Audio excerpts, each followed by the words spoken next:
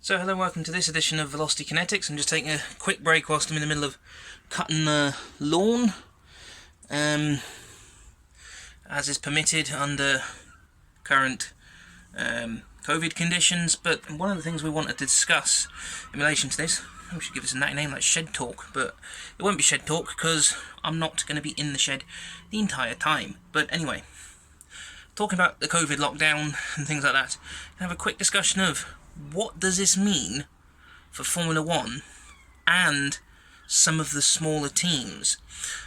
Now, because of how long this is potentially going to go on for, we're going to first start off with the smaller teams, see how it affects them, and then in a separate video we're going to look into the wider impact of this, and we'll try and see if we can include motorsport as a whole, because IndyCar's been affected, rally's been affected, everyone, any motorsport has been affected, even in country. Well, like IndyCar was in country obviously, but even like low-level amateur sports, motorsports have all been compromised and stopped. So we'll see just what that has and what F1 can do, and the FIA in general can do to respond.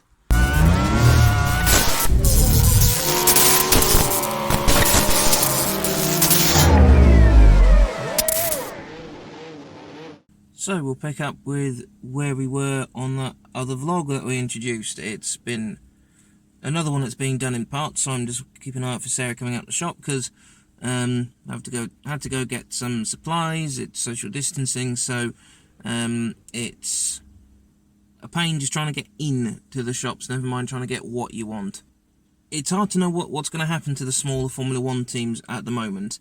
Now, Formula 1's not an essential industry, unfortunately.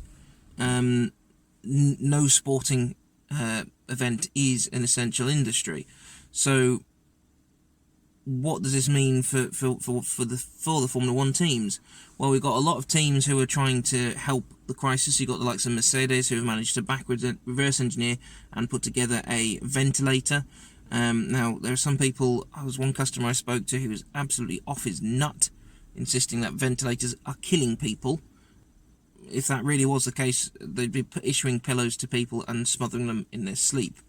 But you've also got quite a lot of teams have got their advanced engineering divisions, like for instance Williams have got the advanced engineering division, who I have no doubt are working on things to help out. However, they did also just recently sell, tail end of last year, their stake in their advanced engineering.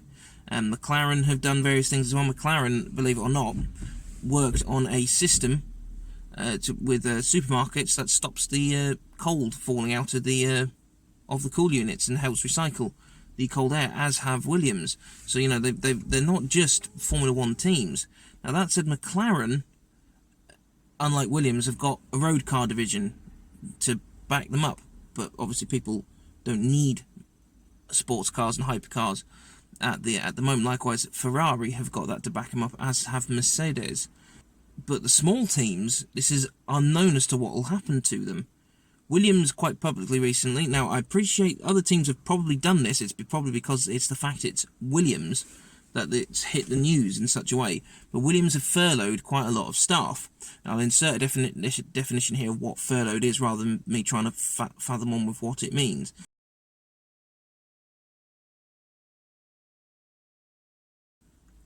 It's them seeing things before it happens. What's the point in keeping the staff on retainer if the money's going to run out fairly quick? It's better for them to make sure they're in a position to go racing when things open back up. That said, if they're not in the position to go racing at all, then it might be all for out. But no one knows. It's not really sure. No one's sure or clear what the right thing is to be doing. Small teams, I think, we're most concerned of. Now, people reckon we potentially might lose 4 out of this.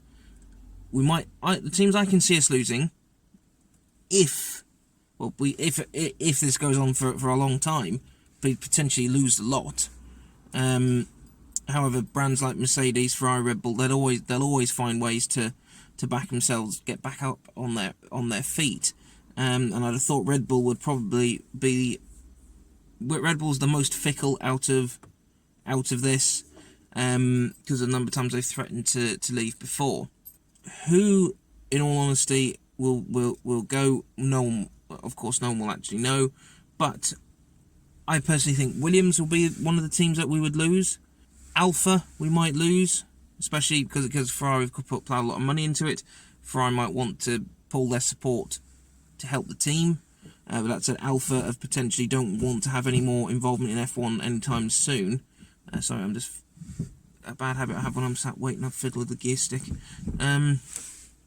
It's in neutral, but I feel the need to keep checking it's in neutral. But anyway, it's Williams and Alpha will potentially use. Haas, we might very well lose, because essentially that's just funded out of Gene Haas's pocket, and Gene Haas has got interests in IndyCar and NASCAR over in the States, so his Formula 1 operation is not actually that important to him, as it is Haas is sort of on the fence as to whether or not they're going to stay. So you've got 3 teams just there. Now, a team I would have put in that category a little while ago would have been Racing Point. But because they're now becoming Aston Martin and they've been bailed out, they should be safe or safer. The other team I can see potentially pulling out would be Renault. Now, it might seem a bit left field to pick Renault, but Red Bull are quite a big organisation, and it's brilliant exposure for them. The fact that they've got a works, not quite 2 works teams, but they do have more invested in F1 than they do in sponsoring other events. Red Bull should be safe. Mercedes should be safe because of everything they've done to win recently. In the last few years, they should be pretty safe at that. Oh, Sarah, that she's got a bright orange bobble in her hair today, so I think that is one of the tills. I don't know. I'm half asleep at the moment. But Mercedes should be alright, Ferrari should be alright, Red Bull should be alright, Aston Point, Racing Martin, they should be okay. They might only get through by the skin of their teeth, but they might just about get through it. Alpha Tauri, because of some of the Red Bull backing, they should be okay. And what's most upset me in many ways about what's happened is a combination of obviously it's so upsetting and depressing as to what's happened to everyone, and people dying and people becoming very, very sick. But in the world of Formula 1, Alpha Tauri is a gorgeous looking car, and I really wanted to see how good it looked racing, actually in proper racing mode. It looked good in testing, as in the design, but who knows?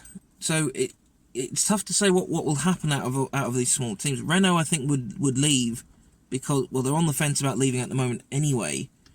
But whilst Renault have got a car division to back themselves up, then they've put a lot of money into Formula 1 because they're partnered with Nissan. Nissan might tell them to sling the hook. They might say no, we can't be part of this anymore, as well as the high-up scandals that have happened with Renault in the last few years. It's absolutely nuts as to what would happen. Alpha might go because, let's say, Ferrari might need to save some costs and pull the support from Sauber. This is messed up F1 to such a degree. Could F1 survive without those teams? Sadly, yes. It means, unfortunately, to get to the pinnacle of motorsport, it is a lot harder, and there'll be fewer spots, so teams might have to resort to 3-car teams, which we don't particularly want, especially if you end up with a team that's dominating. Do you want positions 1, 2, and 3 to be taken by the same manufacturer? It's not Le Mans. Le Mans, it can happen where you can have, like, for instance, I think it was McLaren took 1, 2, and 5 with the F1 a few years ago. I think Porsche did 1, 2, and 3 with the 919. I think Audi have done 1, 2, and 3 as well when they're in it, as did Peugeot. So it can survive, but the 3-car teams might become the norm. I think this is Sarah. Yes, it is. Right. They let too many people in, didn't they? What? Did they let too many people in? I don't know.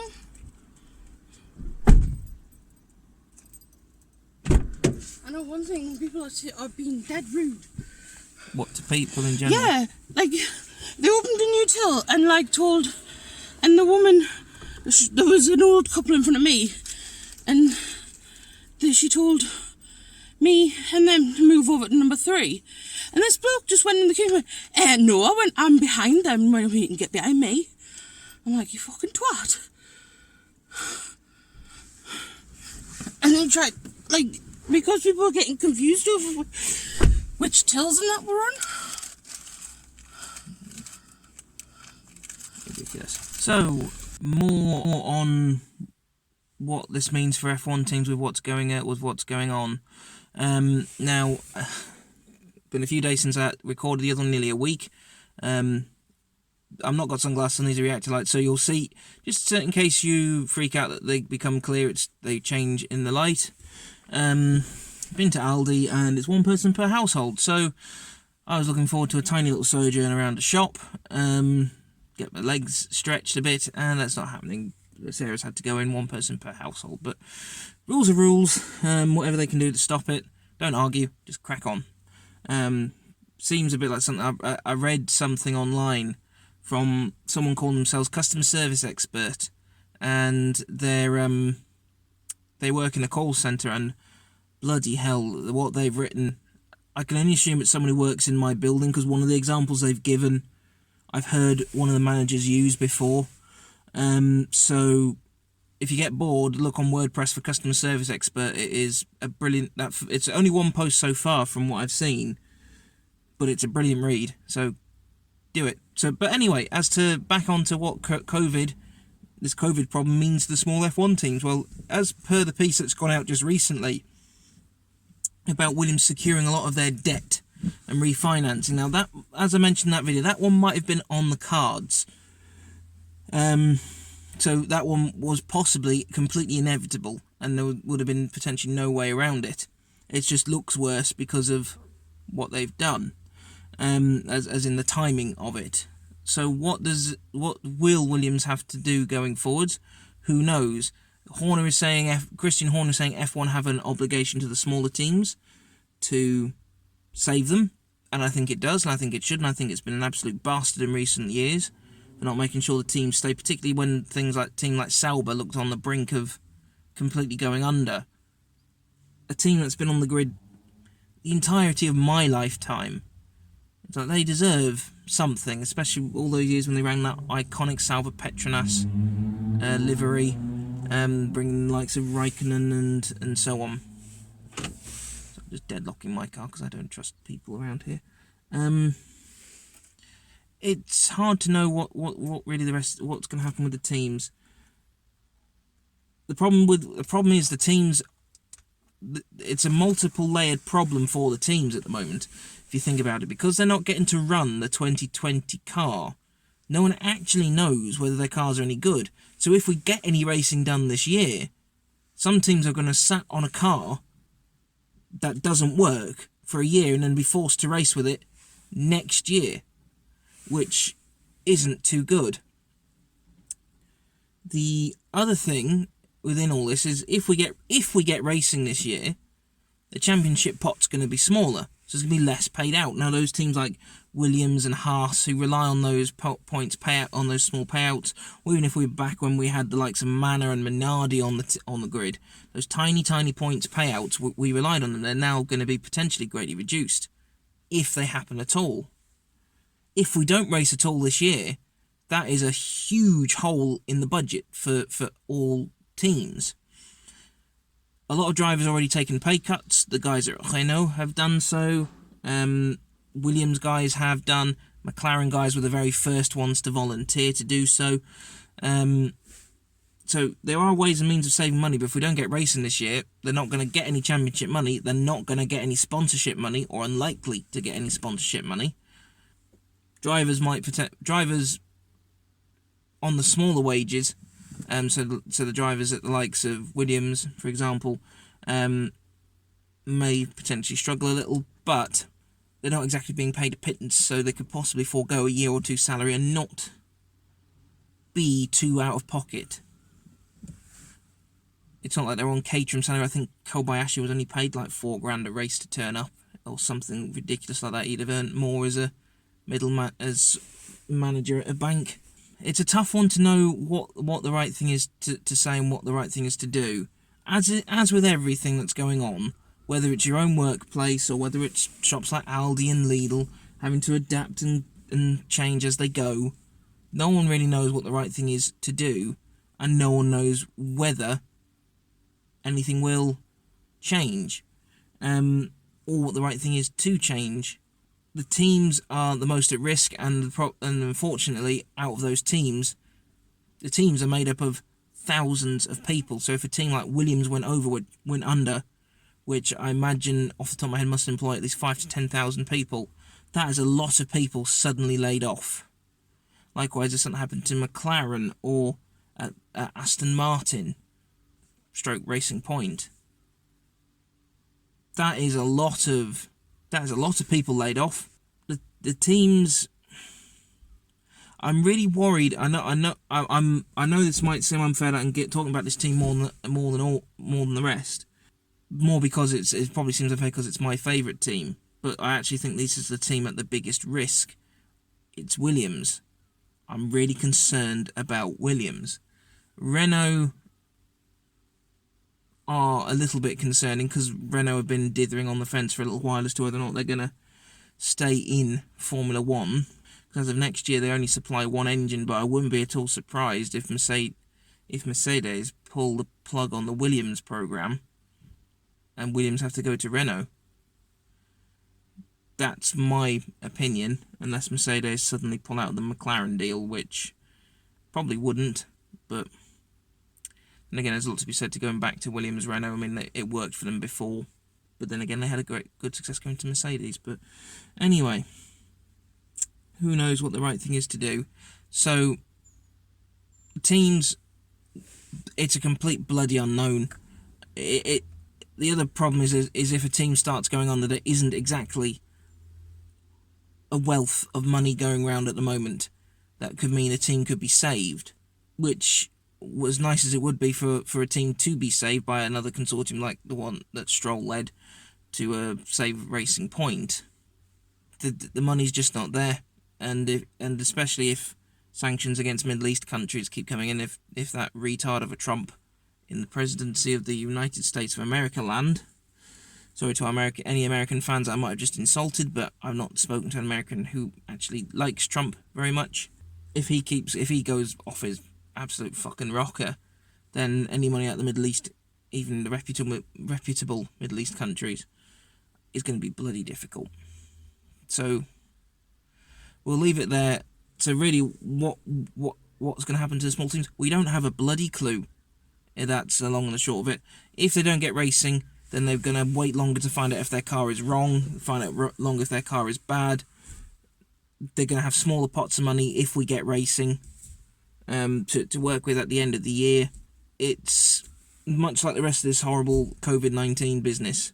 It's so up in the air and varying so much that I think, regardless of whether you're in a sport or not, or in a business or not, just on a personal level, it is quite terrifying. And whilst there might be some brilliant ways to make money through this, for instance, the likes of our friend at Image Air, they're in a real good position to make a lot of money off the back of this through things like what they're doing. I'm not going to mention it on this page just in case people don't then go look at his page. But you got people like that in a position who could potentially make a lot of money, but the world's slipping into a giant recession, and Formula 1 and F1 teams don't really fit in a world of recession. Much like Williams found out when RBS pulled out of being a sponsor for them.